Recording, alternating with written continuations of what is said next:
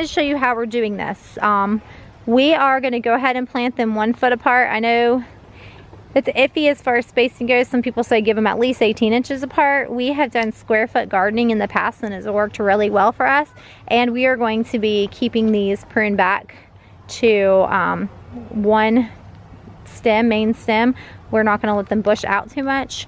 And with the exception of our cherry tomatoes, which I actually need to probably move them around so they're closer to the end of the bed, so they don't just take over everything over there. But anyway, this is how we're going to plant. And they're going to be staggered on each side so they have a little bit of room. And then as they grow up the trellis and they need to be attached to it, we will, we're going to use zip ties and gently zip tie them. We've also thought about using the elastic cording kind of material. You can buy a big spool of it on Amazon. I know M.I. Gardner has mentioned that and he uses that. That's a really good idea. We have zip ties in abundance right now, so I'm just going to use those. If I end up needing to, I can always order the elastic string cording if I need to. And I'm going to show you exactly what I'm going to do to start mine. I am going to do a trick in a few of them and I'm going to mark them. I had Derek grab what they had at Tractor Supply, some labels. I'm going to, and my markers over there. So I'm going to mark the plants. I don't have enough for every single plant, so I'm going to mark the last one in the row. And also I'm going to try the trick of planting with an egg. I've never done that. I saw it on Roots and Refuge. I'm going to put the egg down there and tap it so the shell cracks. I'm not going to actually crack it open. I'm just going to make sure the shell is cracked because these are fertilized eggs and I wouldn't want them to incubate in the ground. That would not be cool.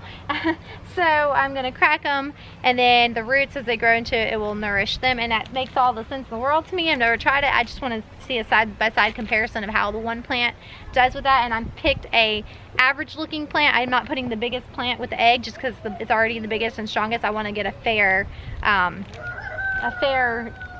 trial at it with just the regular average plant. So I am going to do that. I am not going to do any Epsom salt in with them or anything like that. I know all of that is really great, but I'm just going to plant them and see how they're doing, and then if I feel like they need anything amended, I'll come back through and top dress with some, or water with Epsom salt water. So that being said, I'm going to show you, and I'm going to show you a little bit of how I do my planting. Okay, I'm choosing to use Kylie's plant. It is a green vernissage. We repotted this one because it was just taking off. We put it in a big pot. Most of them are in solo cups or off-brand solo cups, dollar store brand cups, whatever. But anyway, let me show you. I want to show you a couple things real quick. When we get a plant and we're just starting out, if they have buds on them, and can you see that? That is a little branch full of buds. It's as hard as it is on me and as sad as it is, I'm just gonna pinch that right off and pull it off. The reason I do that is once a plant starts setting flowers, they're focusing on producing fruit. They're ready to put out little baby plants. And when that happens, they kind of quit focusing on growing up.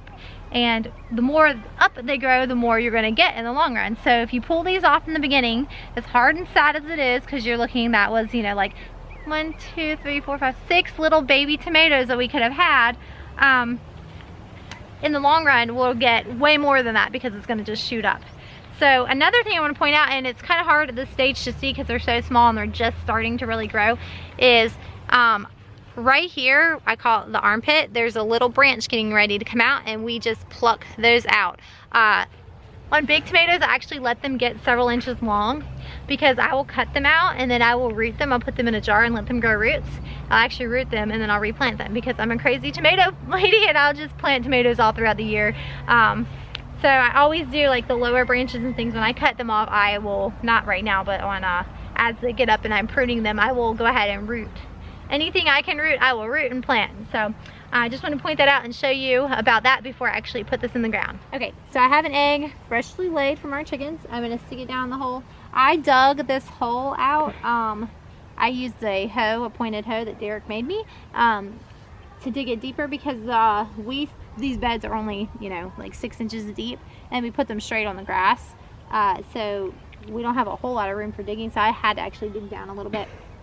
So I put this egg in the hole right here. I'm going to tap it. I just wanted to crack it a little bit just to make sure that it can't, you know, fertilize or anything. I'm going to try to plant this as deep as I can right here. I can't plant it as deep as I'd like to. I am going to go ahead and pull off these bottom 2 branches. Ideally I would snip them off, but I don't know where my pruners are right now. So I'm going to just cover that up. I'm going to pull the dirt up onto the stem a good bit, because see, tomatoes, if you can see how it's kind of hairy looking right here, if you get really close, tomatoes are actually vining plants. So they will, if they grow on the ground, they will just continually put down roots as they grow, since they're vining. But we don't want them to do that, so we plant them with the trellis and have them grow upward, so then they just have these fibers. But if you plant them nice and deep, they'll put out roots all the way up that stem that's under the ground, and it'll give a really good hardy strong root system, which will give you a good hardy strong plant. So that's pretty much it. There's a little cluster here as well of flowers right there, little teeny tiny cluster of little blooms. So I pulled those off too, and like I said, as this grows up, we'll just hook it with zip ties. We'll just gently, loosely attach them to the cattle panel. And I made a little tag here. My marker is huge, so I had a hard time writing on it. I put the green vernissage, and then it's Kylie's plant, and this one has an egg, so I wrote egg on it. And I'm just going to stick it right there next to it so we won't forget what it is.